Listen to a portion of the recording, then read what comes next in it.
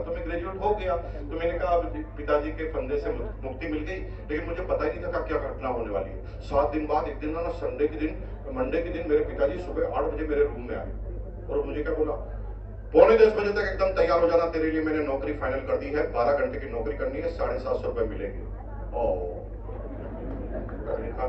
आपने फाइनल कर दी मेरी नौकरी। पहले वाले पिताजी बहुत खतरनाक होते थे भैया, कभी कभी शादी भी फाइनल करके आ जाते थे, और जिसकी शादी नहीं है उसको भी नहीं बता देते मेरी शादी है। ये तो बड़े खतरनाक किस्म के पिताजी होते थे। मेरे एज के सब लोग जानते थे पिताजी के पास कितना पावर होता था। पिताजी पूरे घर के मुखिया होते थे, कोई भी डिसीजन लेकर आते थे, कोई पूछने वाला नहीं था, होता था पिताजी से जाकर कोई पूछे। तो हमारे पिताजी मेरी नौकरी फाइनल करके आ गए। मैंने कहा फंस गए भाई गुरु, बहुत भयंकर फंस गए, अगर आज नहीं बोला तो जिंदगी भर नौकरी करनी पड़ेगी। मैंने कहा मुकेश कोठारी हिम्मत रख, आज क्लियर कट बोल दे। मैंने लंबी सांस ली, 5 सेंटीमीटर सीना बाहर निकाला और पहले 5 कदम पीछे किए। क्यों? डिफेंस जोन में चले जाए, सेफ जोन में, ताकि लात वहां तक नहीं पहुंचे। हमने वहां तक पीछे जाकर धीरे से पूछा, पिताजी नौकरी तो मेरे को करनी नहीं है, क्योंकि नौकरी वाला जितना कमाता है उससे ज्यादा मैं पहले ही कमाता हूँ। पिताजी को गुस्सा हो गया, चुप, तेरा बाप हूं मैं, तू क्या सोचता है कि मुझे कुछ पता नहीं है? घर से बाहर निकलने के बाद तेरी एक एक एक्टिविटीज का मुझे पता है। समाज में नाक कट रही है तेरी वजह से। कब बड़ा होगा, कब सिंसियर होगा, कब मेच्योरिटी आएगी तेरे अंदर? अरे बड़ा हो गया, कल तेरी शादी करनी पड़ेगी, रिश्ते आएंगे समाज से। लड़की का बाप अगर पहला प्रश्न करेगा तेरा बेटा क्या करता है, तो मैं क्या बोलूंगा, गैस का सिलेंडर ब्रेक करता है। पिताजी की तो समस्या ही कुछ और थी। पिताजी ने कान पकड़ा सीधा नौकरी में। मैं नौकरी करना ही नहीं चाहता था, पिताजी ने डाला ही नौकरी में। लेकिन कॉमन सेंस था कि जिन चीजों को हम परिवर्तन नहीं कर सकते उसके बारे में सोचेंगे। 90% लोग दुखी क्यों हैं? जिन चीजों को चैलेंज परिवर्तन ही नहीं कर सकते उसके बारे में पूरे दिन सोते रहते हैं, रोते रहते हैं। काश मेरी शादी भी राजकुमार से होती, कर ले दोबारा होती, मतलब हो गई, क्या सपने में जी रही है? अब तो पुनर्जन्म में ही होगी दोबारा। इसलिए सोचना बंद कर, जो हो गया उसको निभा।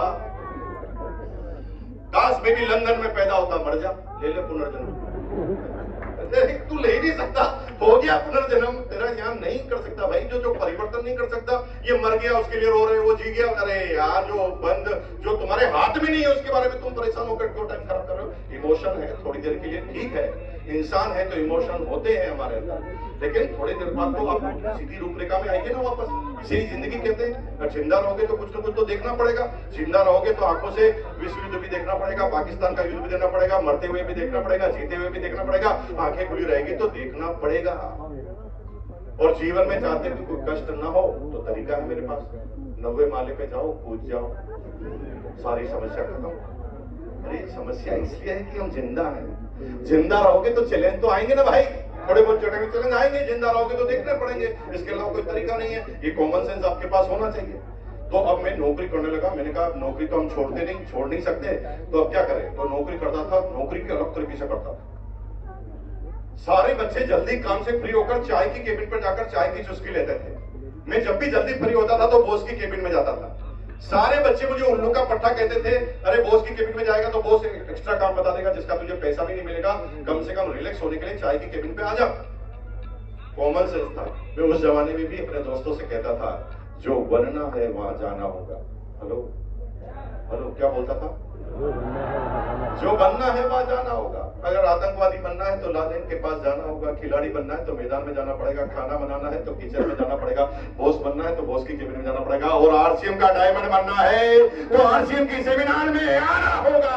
जो बनना है वहां जाना होगा। सीधा सीधा।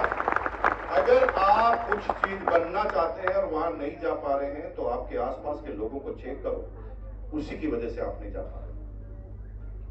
एक हमारी बहन बनना तो आरसीएम का डायमंड बनना चाहती है, लेकिन उसकी चारों सहेलियां ऐसी है जो पूरी दिन भर पड़ोसी की बातें करती है। नहीं बनोगे डायमंड। तुम्हारे साथ जो आसपास के लोग हैं ना, तुम्हारे मानसिक स्तर को ही बदल देंगे। जो बनना है वहां जाना। और हुआ ये कि 7 साल मैंने नौकरी की, 7 साल में मैंने रिकॉर्ड बनाया, 7 साल में 14 इंक्रीमेंट, 7 प्रमोशन लेकर मैंने पूरी कंपनी का रिकॉर्ड बना दिया। This is the record in my company. 97 में मेरी सैलरी थी 13,000 पैसे। 97 इन्फ्लेशन के हिसाब से उस समय के 13,000 अभी के 2.25 लाख रुपए बराबर है सरकार के हिसाब से। टीचर की सैलरी उस समय 3,000 होती थी, कलेक्टर की 11,000, तब मैं 13,000 कमाता था। एज थी 27 साल।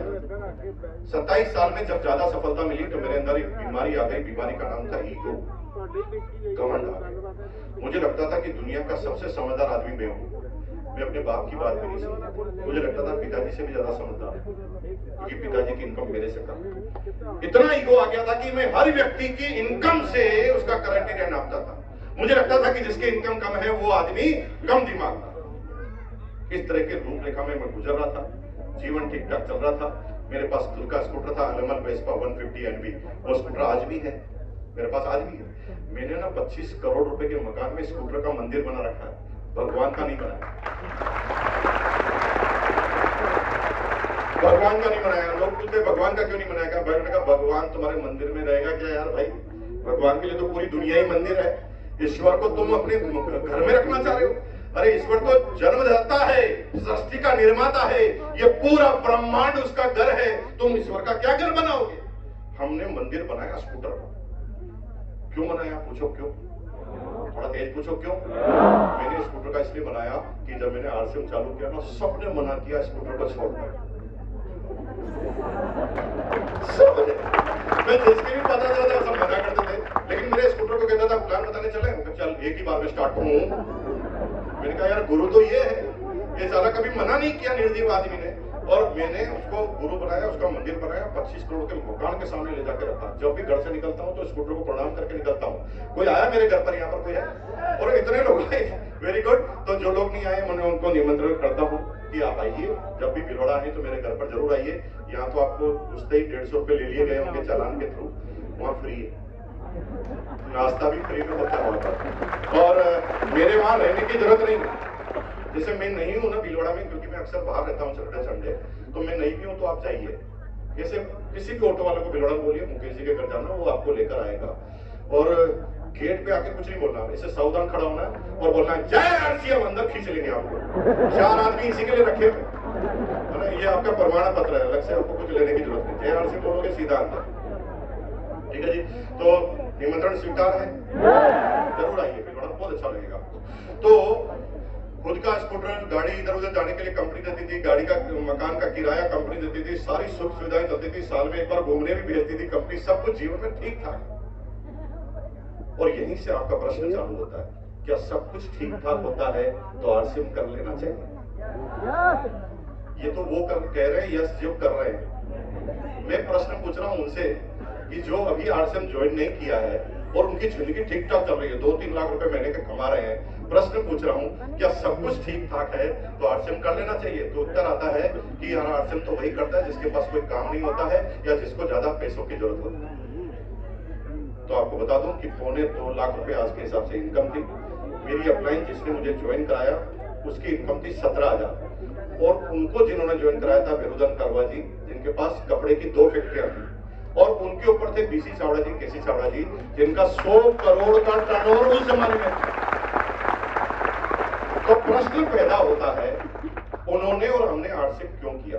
क्योंकि हमें जो बताया गया वो आपको बताया ही नहीं गया। आपको क्या बताया गया? 2 मुर्गे बनाने हैं, 2 मुर्गे मिलके 4 मुर्गे बनाएंगे, 4 16 32 64 होंगे, सब सामान लेंगे, 3 50 1 15 का बिजनेस हो जाएगा तो रॉयल्टी पहुंच जाएंगे, 5 पे टेक्निकल पर पहुंच जाएंगे, 1 करोड़ पे रूबी पहुंच जाएंगे, और जब नीचे वाले रूबी पहुंच जाएंगे तो बैठे बैठे खाना। तुम ऐसे प्लान बताते हो? ये प्लान है ही नहीं, हमें नहीं बताया गया ऐसे। अगर कोई माइका लाल मुझे ये कहता ना पैसे आएंगे, मैं थप्पड़ मारता मिलाकर। मैंने कहा तेरे से ज्यादा पहले ही कहा था। हमें वो बताया ही नहीं गया जो आपको बताया गया है, और वही बताने के लिए मैं आया हूं। लेकिन ये बात केवल मेरे से जिंदा आदमी के सामने होगी। जिंदा है? दोनों हाथ खड़ा कीजिए, दोनों हाथ खड़ा कीजिए और एक बार बोलिए जिंदा आदमी की तरह रिएक्ट कीजिए। मुर्दा के पास कोई जाना पसंद नहीं करता। अगर जिंदा है तो लोग तुम्हारी तरफ खींचे चले आएंगे, राइट? तो मैंने क्यों चालू किया? The now seminar is start. कुछ लोग मुस्कुरा रहे, इतनी देर कर क्या रहा था? स्टोरी सुना रहा था। भाई साहब ये हुआ था कि मैं पटना गया था, मीनू भाभी जी, मैं पटना गया था, तो पटना में मैंने सेमिनार 15 मिनट में खत्म कर दिया। बहुत सारी समझ में आ गई, लेकिन उन लोगों ने लास्ट में एक ही शिकायत की, पैसा पूरा वसूल नहीं हुआ। मैं तुम्हारा वसूल करवा रहा था ताकि तुम्हें लगे कि मैं भी मेहनत करके गया।